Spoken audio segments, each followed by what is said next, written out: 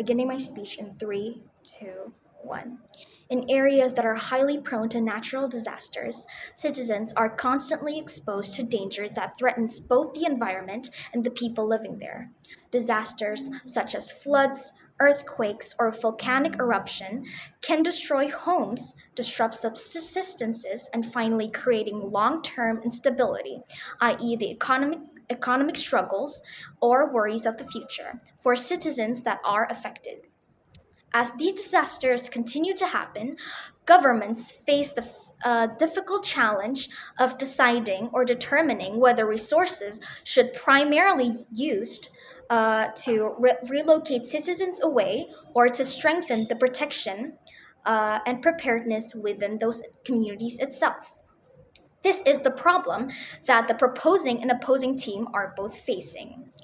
However, when we view it from the community's perspective, relocating forces communities to leave their homes, their livelihoods, cultural ties or values, and the social stability that have existed for years, even generations.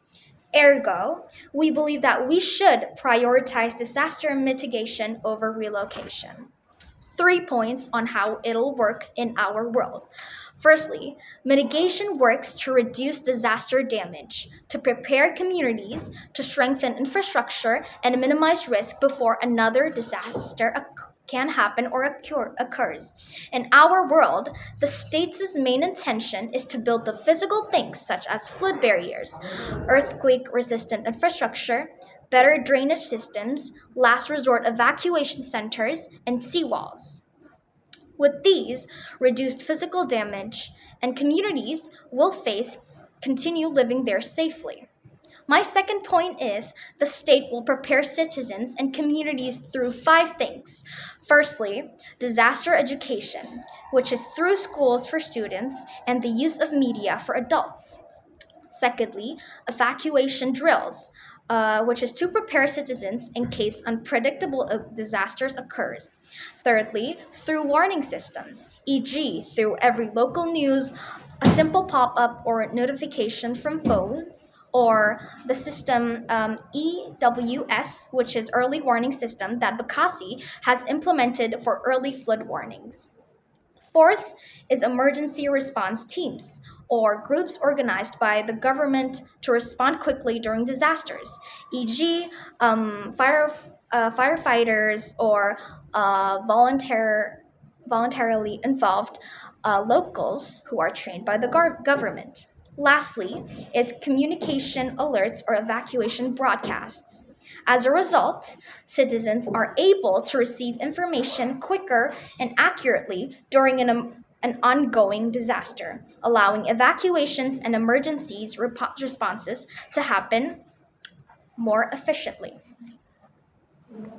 My third point is the state will help and support communities to continue living there safely.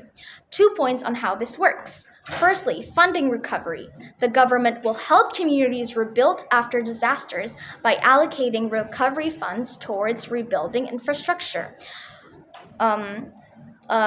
This is through public services and support the affected citizens to help communities recover instead of abandoning the area. My second point is through supporting local economies. When we are talking about relocating, we are not only talking about leaving homes or roots, but we are also restarting the economy over such as farming, fishing, and tourism. Supporting locals. Supporting local economies, however, will help financially support and even create employment through recovery programs, so people can still earn income and live there. As a result, citizens maintain economic stability and are not forced to abandon their homes because of financial instability. Moving on to my argument.